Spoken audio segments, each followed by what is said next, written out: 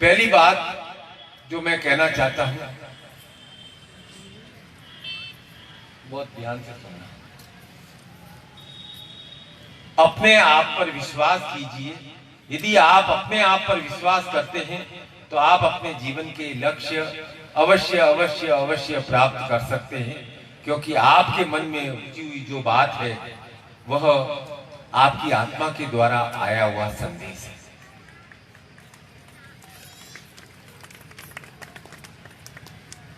कुछ तो रिस्क लीजिए। हमेशा किसी कार्य के नकारात्मक परिणाम की और ही क्या सोचते हैं। नकारात्मक बातों को छोड़िए और थोड़ी रिस्क उठाइए। हर बार ऐसा क्यों सोचते हो सड़क पे बाहर निकलूंगा एक्सीडेंट हो जाएगा।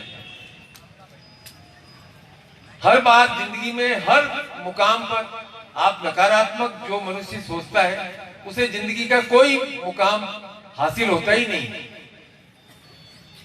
ये खराब है, ये संसार खराब है, ये खराब है, ऐसा करूंगा तो बहुत खराब हो जाएगा। इस नकारात्मक भाव के कारण हम क्रियाशील नहीं हो पाते।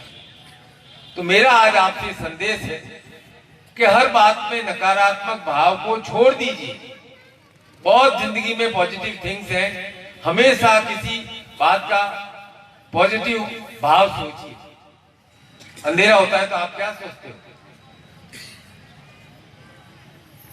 प्रकाश आएगा, सूर्योदय होगा, सृष्टि पर प्रकाश आएगा।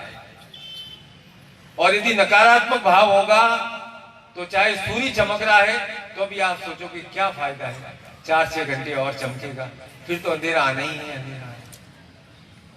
अब ये आपके सोचने के ऊपर निर्भर करता है कि आप नकारात्मक सोचते हैं कि सकारात्मक सोचते हैं। तीसरी बात, माफ करना सीखिए। लोगों ने आपको पीड़ा पहुंचाई, लेकिन माफ करने की आदत डालनी चाहिए। अरे लोग जिंदगी में आते हैं, चले जाते हैं, हमें आगे बढ़ना है। हम रुक करके रह गए तो हम वहां खड़े हो जाए, रुक जाएंगे। वहां आया था जिंदगी में, मुस्कुरा कर बात सुनिए, आगे बढ़िए जिंदगी में। अरे आपके ऊपर कर्म का नियम लागू होता है तो दूसरों के ऊपर भी कर्म लागू है ना। जो जैसा करेगा वैसा फल पाएगा। अब आप जिंदगी में रुक जाते हो, नहीं अब मुझे तो इसके कर्म का फल देखना ही देखना है। मैं कहता हूं आप आगे बढ़िए। ये कर्म का फल है, जैसा जो करेगा जैसा भुगतेगा। ये सिद्धांत यदि हमारे ऊपर लागू होता है तो दूसरे पर भी लागू होता है। लेकिन हम क्यों रुक जाते हैं? हम हमारे आगे बढ़ते रहे, आगे बढ़ते रहे, माफ करते हुए आगे बढ़ते रहे।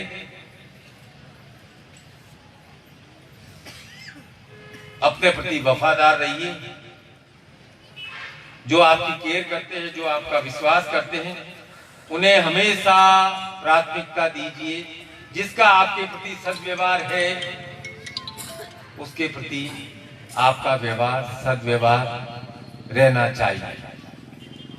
तो यदि आज मेरी बात का यदि आप सार समझ लो तो सबसे बड़ा है पॉजिटिव सोचिए, अपने मन पर आत्मा पर विश्वास कीजिए, ज्ञान प्राप्त कीजिए। लेकिन जो आपकी आत्मा से सहज संदेश प्राप्त होगा वह सबसे सही होगा।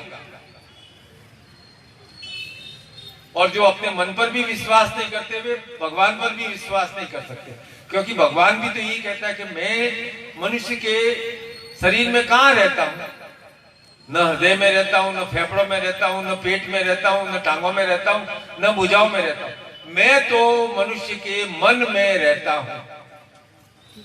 तो ईश्वर पर विश्वास करना और अपने मन पर विश्वास करना बराबर की बात है। अपने मन पर विश्वास कीजिए। आपके मन से जो संदेश आएगा वो केवल और केवल श्रद्धा का, प्रेम का, भक्ति का, समर्पण का ही संदेश आएगा।